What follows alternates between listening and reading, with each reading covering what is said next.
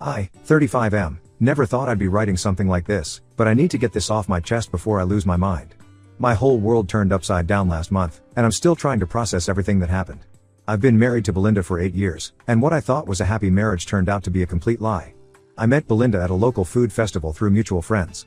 I was there with my college roommate and his wife, and Belinda came with her gym friends. She was bubbly, confident, and had this infectious laugh that made everyone around her smile. We hit it off immediately.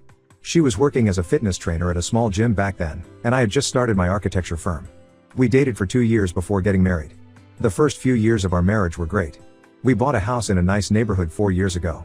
Belinda switched to a bigger gym with better pay, and my business was doing well. We traveled a lot, had a great group of friends, and everyone thought we were the perfect couple. We never had any major issues except for the usual stuff couples fight about, me working late sometimes or her spending too much on gym gear. Things started changing about 6 months ago when Morgan, 37M, and his wife Jenny moved in next door. They seemed like a nice couple. Morgan works from home as a software developer while Jenny travels almost every week for her consulting job. Belinda and I invited them for dinner to welcome them to the neighborhood. Everything was normal until Belinda mentioned that Morgan had joined her gym. Belinda started talking about Morgan more frequently.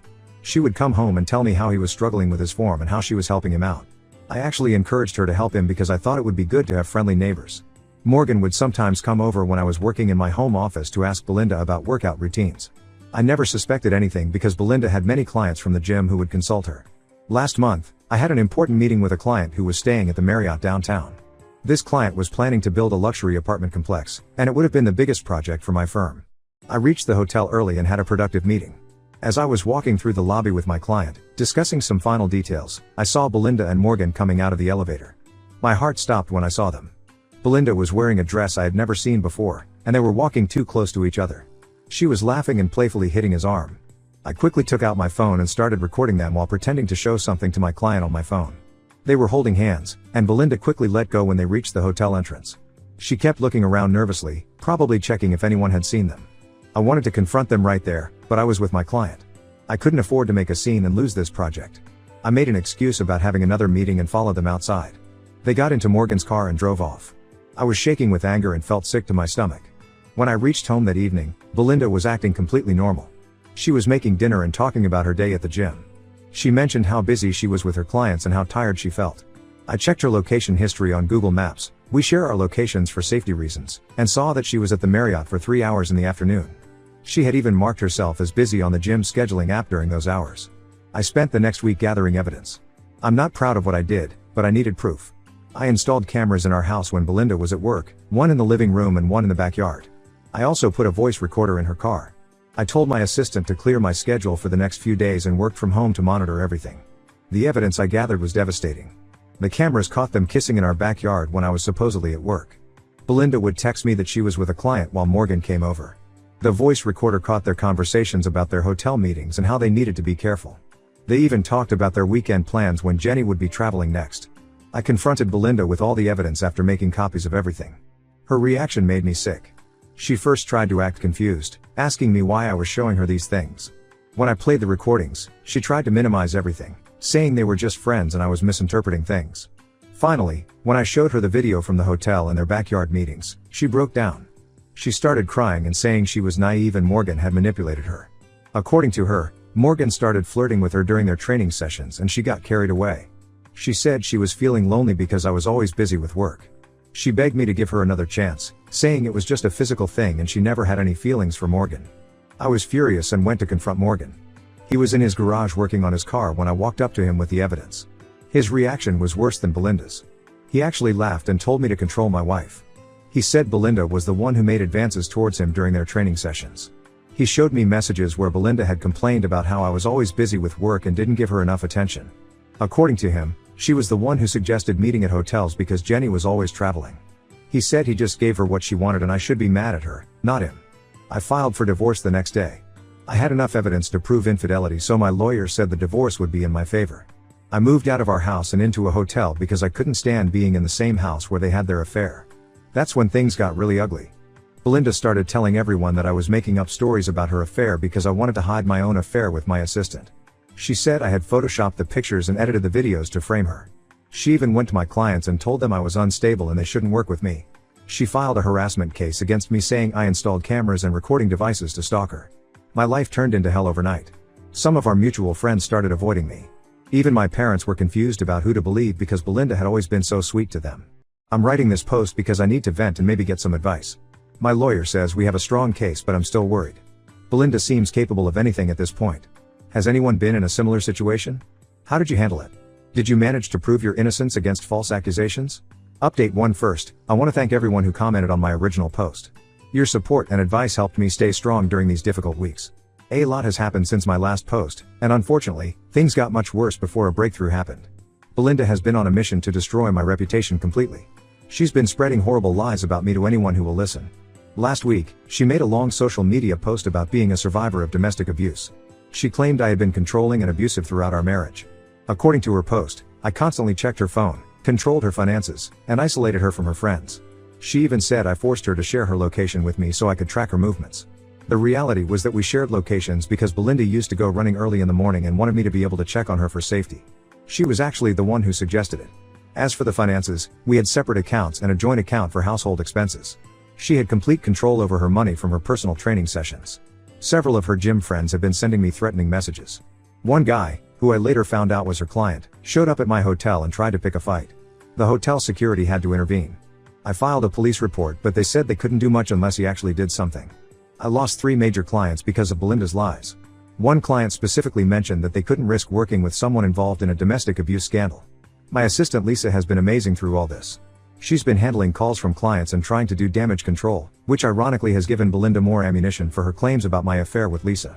But here's where things get interesting. Yesterday, Jenny, Morgan's wife, came to my office. She looked terrible, like she hadn't slept in days. She apologized for coming unannounced but said she had something important to show me.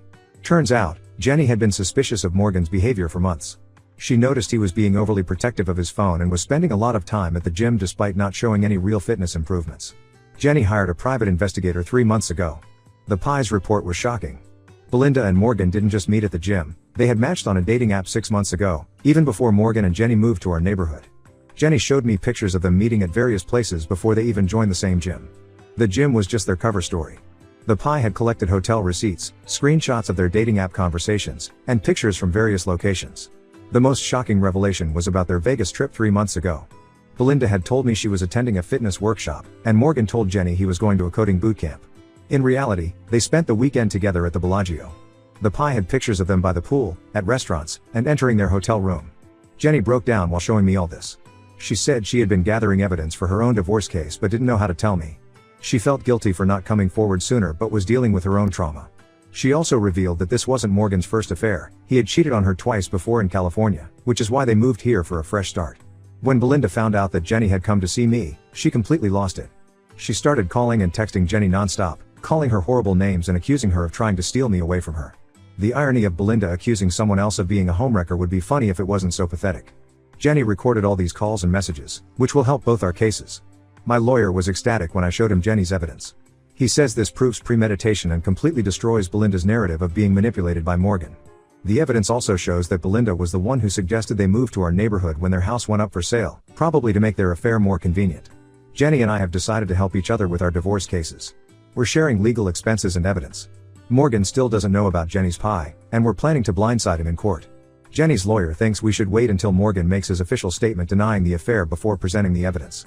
My parents finally believed me after seeing the Pies report.